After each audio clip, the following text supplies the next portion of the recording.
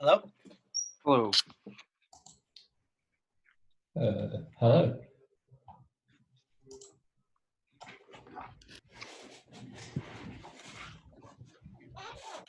So how are y'all? Good, how are you? I'm it's almost 8 p.m. now, so now just Mhm. it's 7 p.m. so kind of late, but yeah. Where are you? Sorry, what did you say? Where do you live? I live in the Netherlands, so oh. I just finished my stool today for a school project. So pretty fun. What do you guys usually talk about? The time before, we talked about the forges and how to get into blacksmithing and stuff. All right. So how long have you guys been forging? I've been forging for about 2.5 years now. I started because I watched what is it? Forge and Fire? Do you know the Baltimore guys? Baltimore, I know them. Yeah. I know them pretty well. Oh, cool. Mhm. Yeah, I watched a couple of videos of them, and yeah, I want to get into blacksmithing myself. Then. Very cool. I knew them before they were even a YouTube show. Cool. Super cool. I've been forging for like 5 years now. Nice. I saw a guy at a local fair. That's how I got involved too. Saw it when I was like 7 and I just loved it. Yeah, I was 9. And I've been working with I him. started late.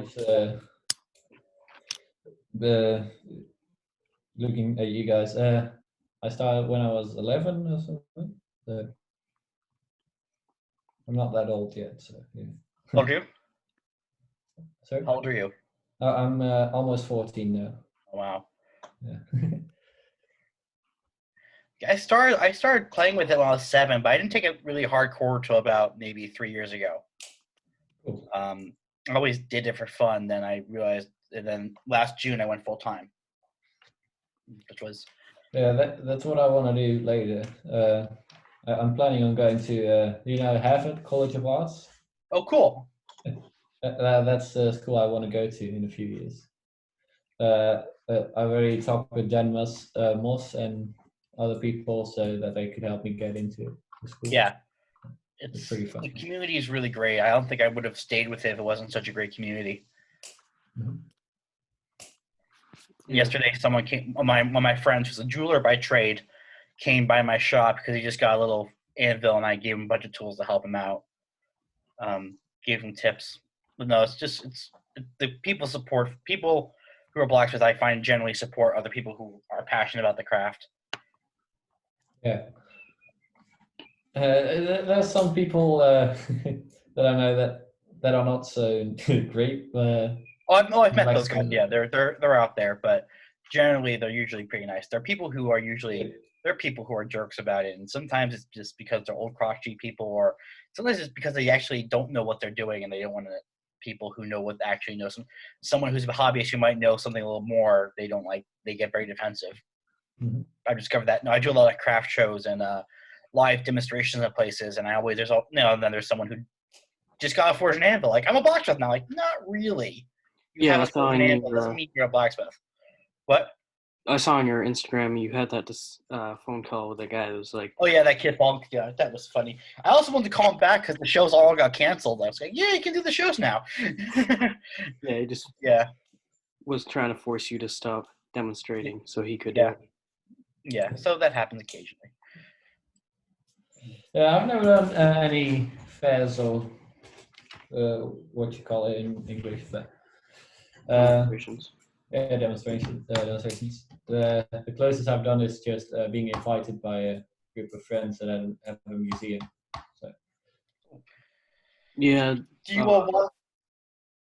There's a old like Swedish shop up the road from my place. It's open like 2 days a year, and I help my mentor forge there.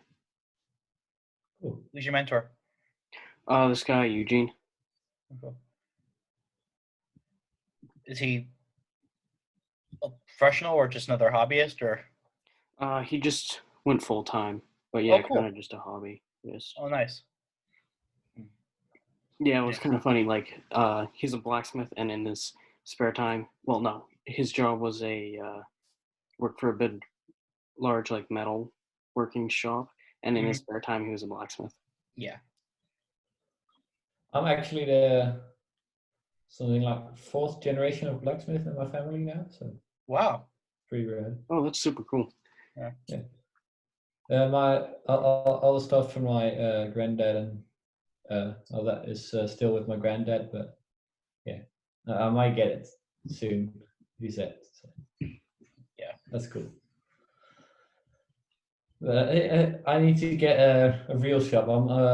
I'm standing underneath a tent now because all my stuff is getting rusty when it rains, and it's not fun. Somewhere next year we're gonna build a shop in the backyard. So nice. My shop was in my backyard for like 6 years when I was doing it for fun. I had a little shed. nice. But Yeah, then, I just got the end of the driveway kind of shop. yeah. But you live on a farm, right? What? You live on a farm, right? Yeah, we Yeah. got like almost 200 acres now. Yeah. So yeah, I was in the middle of rural New Jersey. Like not everybody liked it in the suburbs. I live in what we call a village in Holland, but it's not that small. I can see from here a few houses pretty close. So. And what are you using for a forge? I have an electric blower with a it's a forge made by an old guy I met on the Dutch equivalent of Craigslist. So it's a coal forge. Yeah, nice. I'd love to use something like an induction forge or something like that. Those are great. Yeah, I have a friend who has a shop. A couple years ago, I went to a shop in Long Island, New York, and he had an induction forge. That was just so cool. It was amazing what you could do with that thing. I've seen like videos of them working. It's insane, and then especially like how you can. It's amazing. You can basically put two pieces together in the induction coil and the forge all together. It's amazing. It's really cool stuff. I've never used one, so it was impressive. And then, of course, the only problem is you can't have like any metal splinters in your hand or anything like that because one of the people at the shop found out he had a metal splinter in his hand because his hands started to heat up. We thought it was funny, he didn't, but it was pretty interesting. But they're really, really cool. I know a lot of people who use them for tool making. We have to heat up something like just the end of a tool to a certain temperature, like if it's a certain type of tool steel, but they're fun. So they're not far off from being like a practical blacksmithing thing.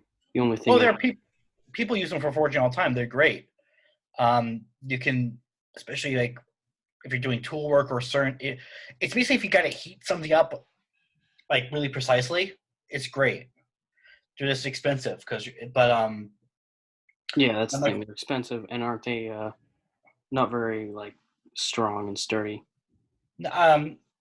Maybe, I'm not sure. The one my friend had was like about the size, was big thing, but it was just amazing because it just heats up. It just heats up what's in the coil. The coils can be big or small. It's just it's just really unique approach to forging metal. Especially like if you're slitting or drifting a hole in a bar and you need the whole bar, you just need a certain heat in the bar. It's amazing for that.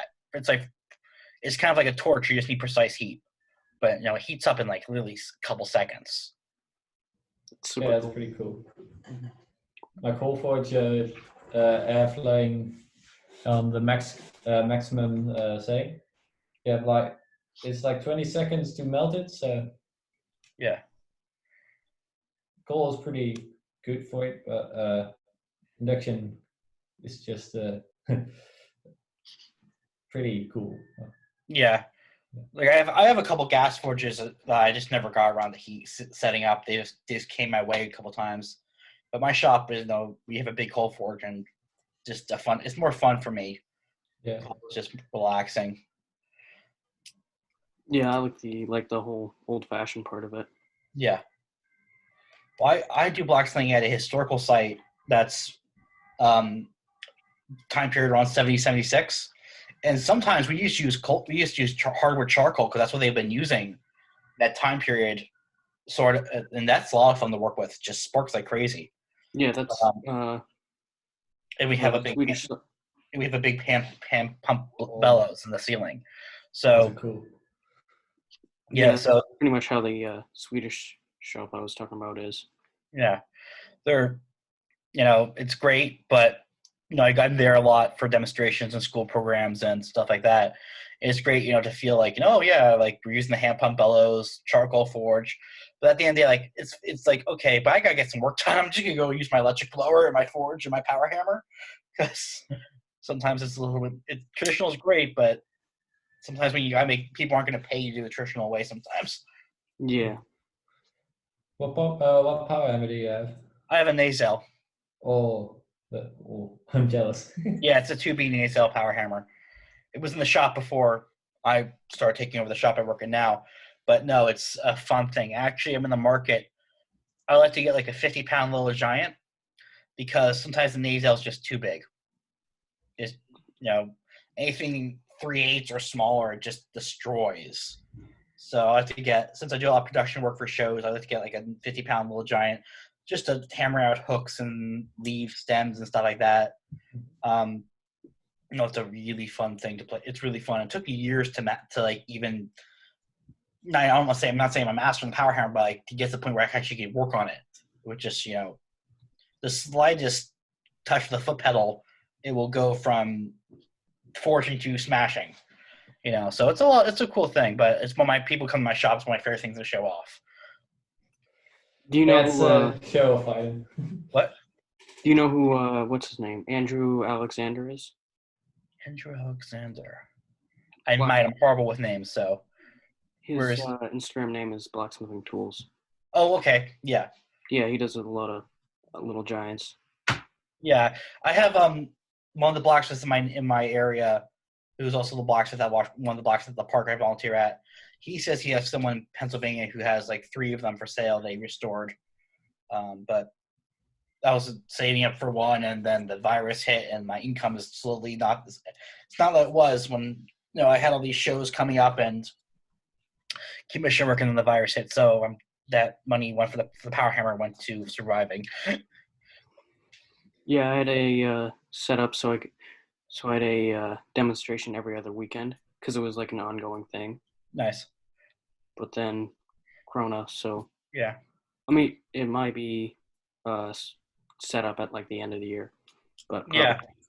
It's some things were pushed back to August, but a lot of things were canceled. But yeah, and like from a month from now, there was supposed to be a week and a half long thing. I really hope. Okay. Yeah. Go for it. Yeah. Okay. I really hope we can travel in Europe again in a few months. Then I have summer vacation, and I'm planning on going to England and visiting some blacksmithing friends. So I hope that's possible then. Yeah. Are you guys familiar with Abana? No, what is that? Abana is artist blacksmiths in North America.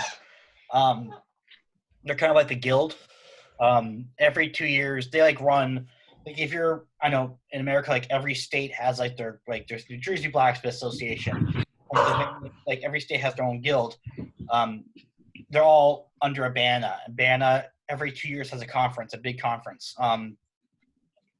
And this one was supposed to be this June in upstate New York.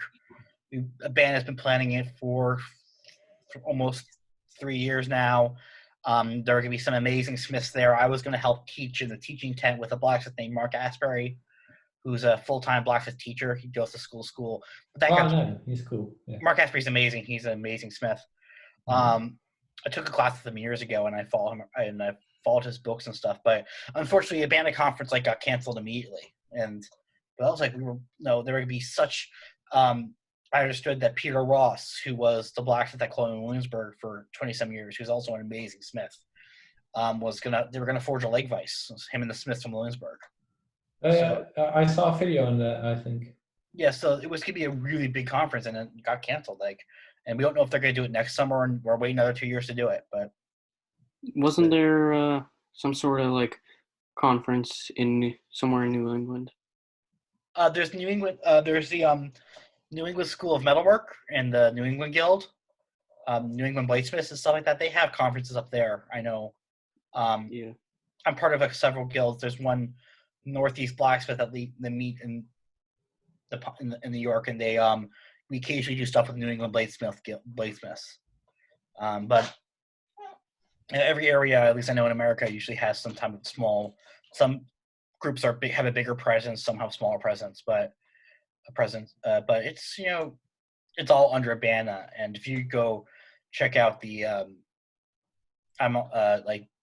the Banna has a YouTube channel, I think, and they have some pretty good videos, mostly done by Mark Asbury. But it's just really depressing that we had this big conference plan that we've been planning for almost 3 years, and yeah, it's unfortunate. Yeah, but the guild in Maine is all the way on the other side of the street, on the other side of the state in like Portland area. Portland. I know some blacksmiths in Maine. There's Doug Wilson, who I've taken classes with.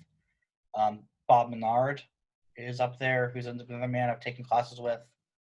The New England School of Metalwork, I've gone to many craft schools in the country, but I've never been to New England School of Metalwork. And the head bladesmith there is a guy named Nick Rossi, who I've met a couple times, and he's amazing. He's a blacksmith who makes blades. That's what he calls himself. He does everything traditionally forged. But it's a school I've yet to go to, and they have a lot of good demonstrators and classes there. So one day I'll plan to get there. We don't really have schools here in Holland and guilds. I need to go to another country to find those. There's a blacksmith I know on YouTube, Joey Vanderstein. Do you know him? Yeah, I know him, but I don't really know what I think about him. He's done some odd things to me. To what? He's been a bit, how do you call it? Not nice. Oh, okay. Yeah. I just know he's the only one I know in Holland. I know of his videos. He's a great smith, but he can be weird every once in a while. Gotcha. Yeah, I'm not really as depth into the blacksmith community as I would like. Yeah. It's a great, especially if you're in America, like a Banna, if you actually go on a Banna's website, Banna, Ars Blacksmith North America, it shows all like lists of blacksmiths all over the world and different guilds. So you might be surprised who you find around the area. Yeah, I'll definitely check that out. So why did you all guys start forging? Like, besides just seeing a blacksmith, like, what do you like about it? As I said, my grandparents did it. Yeah. So I kind of grew up with it a bit, and I was like blades, but now I'm just blacksmithing and not bladesmithing. Nice. But my mom is calling me to dinner, so I think I have to go. You gotta go? Yeah. All right. Yeah, it was fun talking to you. Finally happy we finally got to do it, and we'll do it again soon, I guess, right? Yeah. Sure. All right, cool. Keep hammering. Yep. See you. See ya.